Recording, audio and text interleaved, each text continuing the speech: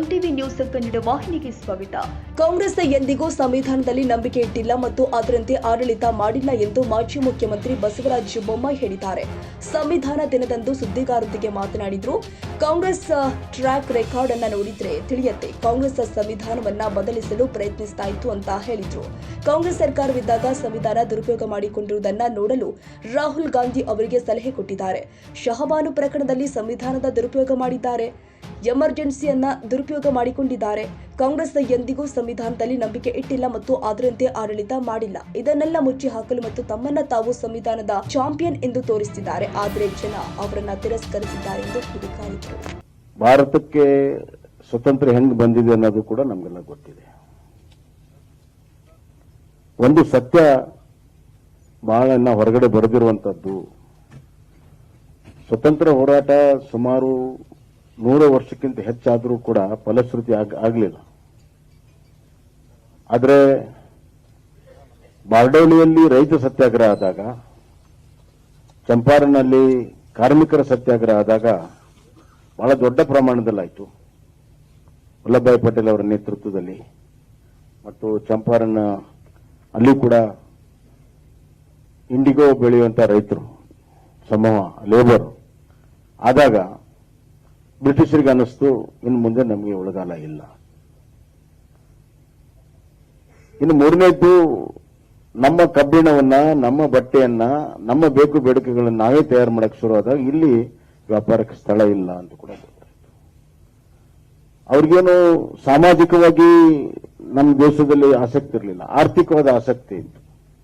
ಅದು ಯಾವಾಗ ಅವರ ಆರ್ಥಿಕ ಆಸಕ್ತಿ ಈಡೇರಲ್ಲ ಅಂದಾಗ ಅವರು ಇದನ್ನ ದೇಶವನ್ನು ಬಿಡುವಂತ ಪ್ರಯತ್ನ ಮಾಡಿದ್ರು. ಆದ್ರೆ ಸುಮ್ಮನೆ ಬಿಡ್ಲಿಲ್ಲ. ಅವರು ಬಿಡುವಾಗ ಇವ್ರಿಗೆ ಏನು ಬುದ್ಧಿ ಇಲ್ಲ, ಇವ್ರ ಸಂವಿಧಾನವನ್ನೇ ರಚನೆ ಮಾಡಕ್ ಸಾಧ್ಯ ಇಲ್ಲ, ಒಂದು ವ್ಯವಸ್ಥಿತ ಆಡಳಿತ ಮಾಡಕ್ ಸಾಧ್ಯ ಇಲ್ಲ ಅಂತ ಒಂದ್ ಕಡೆ, ಇನ್ನೊಂದು ಕಡೆ ಪಾಕಿಸ್ತಾನವನ್ನ ಮಾಡುವಂತ ಎರಡು ಹುನ್ನಾರವನ್ನ ಮಾಡಿ ಬಿಟ್ಟು ಹೋದ್ರು. ಸ್ವತಂತ್ರ ಪೂರ್ವದ ಹೋರಾಟದಲ್ಲಿ ಸವಾಲೇನಿತ್ತು, ಸ್ವತಂತ್ರ ನಂತರದ ಸಂವಿಧಾನ ರಚನೆ ನಮ್ಗೆ ಬಹಳ ದೊಡ್ಡ ಸವಾಲಾಗಿತ್ತು.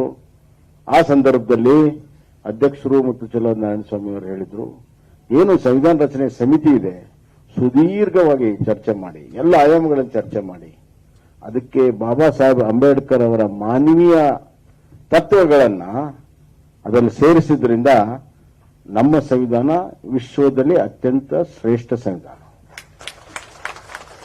ಸಂವಿಧಾನ ರಚನೆ ಮಾಡುವಾಗ ಹಲವಾರು ದೇಶಗಳ ಸಂವಿಧಾನವನ್ನ ಸ್ಟಡಿ ಮಾಡಿ, ಎಲ್ಲವನ್ನೂ ಮಾಡಿ, ಇದು ಸರ್ವಕಾಲಿಕವಾಗಿ ಜೀವಂತ ಇರುವಂತಹ ಒಂದು ಸಂವಿಧಾನ ರಚನೆ ಆಗಬೇಕು ಅಂತ ಹೇಳಿ ದೂರದೃಷ್ಟಿಯಿಂದ ಈ ಸಂವಿಧಾನ ರಚನೆ ಆಗಿದೆ.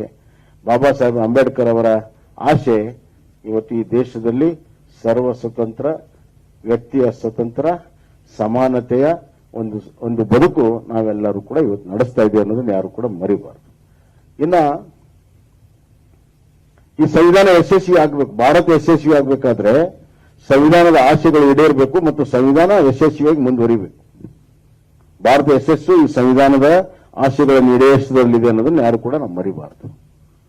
ಆದರೆ ಆಡಳಿತಕ್ಕೆ ಬಂದಂತ ಕಾಂಗ್ರೆಸ್ ಪಕ್ಷ ಪ್ರಾರಂಭದಿಂದನೂ ಕೂಡ ಬಾಬಾ ಸಾಹೇಬ್ ಅಂಬೇಡ್ಕರ್ ಅವರನ್ನ ಯಾವ ರೀತಿ ತಿರಸ್ಕಾರ ಮಾಡಿದ್ರು, ಬಾಬಾ ಸಾಹೇಬ್ ಅಂಬೇಡ್ಕರ್ ಸಂಸತ್ತಿಗೆ ಬರೆದಂಗೆ ನೋಡ್ಕೊಂಡಿದ್ರು, ಅದೇ ರೀತಿ ಅವರು ರಚನೆ ಮಾಡಿರುವಂತಹ ಸಂವಿಧಾನದ ಬಗ್ಗೆಯೂ ಕೂಡ ಅವ್ರಿಗೆ ತಿರಸ್ಕಾರ ಇತ್ತು. ಆ ಮನೋಭಾವನೆಯಿಂದ ಇತ್ತು. ಅದಕ್ಕಾಗಿ ಕಾಂಗ್ರೆಸ್ ಆಡಳಿತದಲ್ಲಿ ಸಂವಿಧಾನದ ಮೂಲ ಸ್ಟ್ರಕ್ಚರ್ವನ್ನೇ ಬದಲಾವಣೆ ಮಾಡಬೇಕು ಅಂತ ಹೇಳಿ ಪ್ರಯತ್ನ ಮಾಡಿದ್ರು. ಇದು ಚರ್ಚೆ ಆಗಲ್ಲ, ಒಮ್ಮೆಲೆ ಎಮರ್ಜೆನ್ಸಿಗೆ ಬರ್ತದೆ. ಎಮರ್ಜೆನ್ಸಿ ಪೂರ್ವದಲ್ಲೇ ಇದರ ಬೇಸಿಕ್ ಸ್ಟ್ರಕ್ಚರ್ ಅಂತ ಏನ್ ಕೇಳ್ತೀವಿ, ಮೂಲ ಒಂದು ಸ್ಥೂಲವಾಗಿರುವಂತಹ ಒಂದು ಸ್ಟ್ರಕ್ಚರ್ ಏನಿದೆ ಅದು ಬದಲಾವಣೆ ಮಾಡೋ ಪ್ರಯತ್ನ ಮಾಡಿದ್ರು.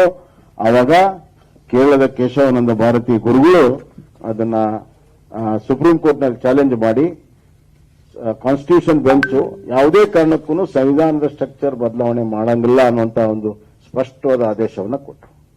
ಇದು ಕಾಂಗ್ರೆಸ್ ಸಂವಿಧಾನ ಬದಲಾವಣೆ ಮಾಡುವಂತ ಮೊದಲ ಪ್ರಯತ್ನಕ್ಕೆ ಹಿನ್ನಡೆ ಆಯಿತು. ಇದು ಕಾಂಗ್ರೆಸ್ಸಿನ ಒಂದು ದಾಖಲೆ, ಅವ್ರದೊಂದು ಟ್ರ್ಯಾಕ್ ರೆಕಾರ್ಡ್. ಎರಡನೇದು ಎಮರ್ಜೆನ್ಸಿ, ಎಲ್ಲರೂ ಮಾತಾಡಿದ್ದಾರೆ, ನಾನು ಮಾತಾಡೋದಿಲ್ಲ. ವ್ಯಕ್ತಿಯ ಸ್ವಾತಂತ್ರ್ಯ, ಸಾರ್ವಜನಿಕ ಅಭಿವ್ಯಕ್ತ ಸ್ವಾತಂತ್ರ್ಯ, ಪ್ರೆಸ್ಸಿನ ಸ್ವಾತಂತ್ರ್ಯ, ಎಲ್ಲ ಸ್ವಾತಂತ್ರ್ಯಗಳನ್ನ ಎಲ್ಲ ಇದನ್ನ ಹಕ್ಕುಗಳನ್ನ ಸಂಪೂರ್ಣ ಮೊಟಕುಗೊಳಿಸಿದ್ರು. ಯಾಕೆ ಮಾಡಿದ್ರು ಅಂತಂದ್ರೆ ಇಂದಿರಾ ಗಾಂಧಿ ಅವರ ಕುರ್ಚಿಯನ್ನು ಉಳಿಸೋ ಸಲುವಾಗಿ ಏನು ಅಲಹಾಬಾದ್ ಹೈಕೋರ್ಟ್ ಬೆಂಚಿನ ಆದೇಶ ಇತ್ತು ಅದರ ಹೊರತಾಗಿ ಕುರ್ಚಿಯನ್ನು ಮುಂದುವರಿಬೇಕನ್ನೋ ಸಲುವಾಗಿ ಎಮರ್ಜೆನ್ಸಿಯನ್ನು ಡಿಕ್ಲೇರ್ ಮಾಡಿದರು. ಕಾರಣ ಬಹಳ ಮುಖ್ಯ. ಯಾವುದೋ ದೇಶಕ್ಕಾಗಿ ಆಂತರಿಕವಾಗಿ ಆಗಿದೆಯಲ್ಲ, ಆ ಕ್ಲಾಸ್ ಇದ್ದಿದ್ದು ಆರ್ಟಿಕಲ್ 42ದಲ್ಲಿ ದೇಶಕ್ಕೆ ಬಾಹ್ಯದಿಂದ ಆಂತರಿಕವಾಗಿ ಭದ್ರತೆಯ ಪ್ರಶ್ನೆ ಬಂದಾಗ ಉಪಯೋಗ ಮಾಡಬೇಕನ್ನೋದನ್ನ ವೈಯಕ್ತಿಕ ಕಾರಣಕ್ಕಾಗಿ ಅದು ಬಳಕೆ ಮಾಡಿದ್ರು. ಅದು ಒಂದು. ಇನ್ನು ಮೂರನೇದು, ಇವರು ಅಲ್ಲಿಗೆ ನಿಲ್ಲಿಲ್ಲ. ಶಾಬಾನು ಕೇಸ್ ಆಯ್ತು. ರಾಜೀವ್ ಗಾಂಧಿ ಅವರು ಪ್ರಧಾನಮಂತ್ರಿ ಇದ್ರು. ಶಾಬಾನು ಕೇಸ್ ಬಹಳ ಸಿಂಪಲ್. ಒಬ್ಬ ಮುಸಲ್ಮಾನ್ ಹೆಣ್ಮಗಳಿಗೆ ಅವಳಿಗೆ ತಲಾಕ್ ಕೊಟ್ರೆ, ಡೈವರ್ಸ್ ಕೊಟ್ರೆ ಅವಳಿಗೆ ಜೀವನೋಪಾಯ ಕೊಡಬೇಕು ಅಂತ. ಒಬ್ಬ ಹೆಣ್ಮಗಳಿಗೆ ಜೀವನೋಪಾಯ ಕೊಡೋದನ್ನ ವಿರೋಧ ಮಾಡಿ ಸಂವಿಧಾನ ತಿದ್ದುಪಡಿಯನ್ನ ಮಾಡಿ ಆ ಸುಪ್ರೀಂ ಕೋರ್ಟ್ ಆದೇಶವನ್ನ ನಲ್ಲಿಫೈ ಮಾಡಿದ್ರು. ಸಂವಿಧಾನದ ವಿರುದ್ಧ, ಸಂವಿಧಾನದ ಸಮಾನತೆಯ ಆಶಯ ವಿರುದ್ಧ ಇವತ್ತು ಕಾಂಗ್ರೆಸ್ ನಡ್ಕೊಂತು ಆ ಕೇಸಲ್ಲಿ. ಇನ್ನು ಇವತ್ತು ಈ ಸಂವಿಧಾನವನ್ನ ಉಳಿಸಿರುವಂತದ್ದು ಕಾಂಗ್ರೆಸ್.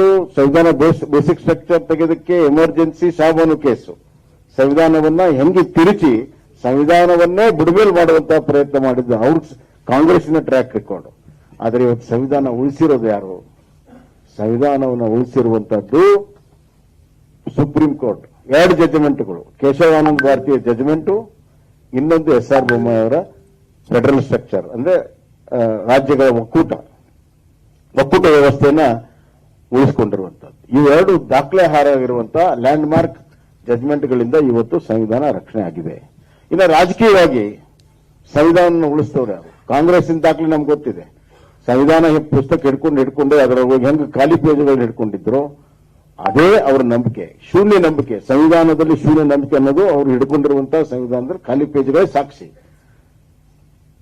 ಭಾರತೀಯ ಜನತಾ ಪಕ್ಷ ಸಂವಿಧಾನದಲ್ಲಿ ಸಂಪೂರ್ಣ ನಂಬಿಕೆ ಇಟ್ಟು ಇವತ್ತು ಕೆಲಸ ಕಾರ್ಯಗಳನ್ನು ಮಾಡಿದ್ರು. ಅಂಬೇಡ್ಕರ್ ಹೇಳಿದ್ರು 370 ಆರ್ಟಿಕಲ್ ಟೆಂಪರರಿ ಆಗಿರಬೇಕು ಅಂತ. ಅದರಲ್ಲಿ ನಂಬಿಕೆ ಇಟ್ಟು ಇವತ್ತನ್ನು ತೆಗೆದ್ರು.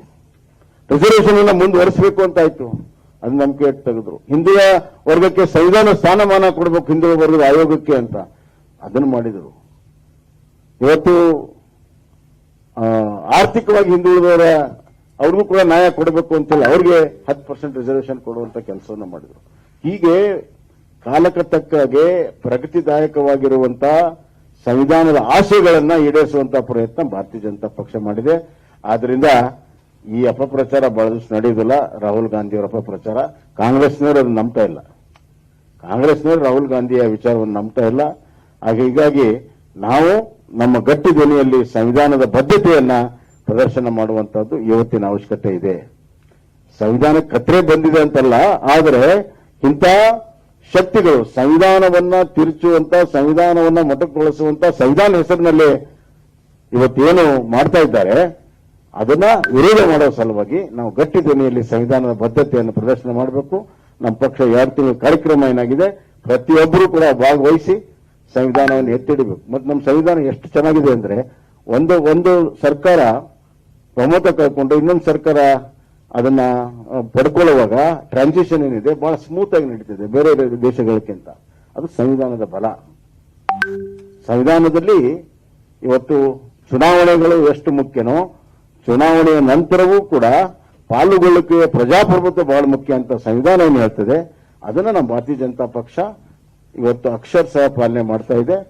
ಭಾರತದ ಭವಿಷ್ಯ, ಸಂವಿಧಾನದ ಭವಿಷ್ಯ, ಭಾರತೀಯ ಜನತಾ ಪಕ್ಷದ ಭವಿಷ್ಯ ಎಲ್ಲವೂ ಕೂಡ ಒಂದಾಗಿದೆ. ಅದು ತಕ್ಕಾಗಿ ನಾವು ಮುಂದಿನ ದಿನಗಳಲ್ಲಿ ನಡ್ಕೊಳ್ಳೋಣ, ಬದ್ಧತೆಯನ್ನು ಪ್ರದರ್ಶನ ಮಾಡೋಣ. ಇವತ್ತು ಸಂವಿಧಾನ ದಿನ, ಸಮರ್ಪಣೆ ದಿವಸ ನಮ್ಮನ್ನು ನಾವೇ ಸಮರ್ಪಣೆ ಮಾಡ್ಕೊಳ್ಳೋಣ ಅಂತ ಮಾತನ್ನು ಹೇಳಿ ತಮ್ಗೆಲ್ಲರೂ ವಂದಿಸಿ ನನ್ನ ಮಾತನ್ನು. ತಾಜಾ ಸುದ್ದಿಗಾಗಿ MTV ನ್ಯೂಸ್ 24/7ಗೆ ಸಬ್ಸ್ಕ್ರೈಬ್ ಮಾಡಿ ಮತ್ತು ಬೆಲ್ ಐಕಾನ್ ಅನ್ನು ಒತ್ತಿ. ತಪ್ಪದೇ ಲಿಂಕ್ ಶೇರ್ ಮಾಡಿ.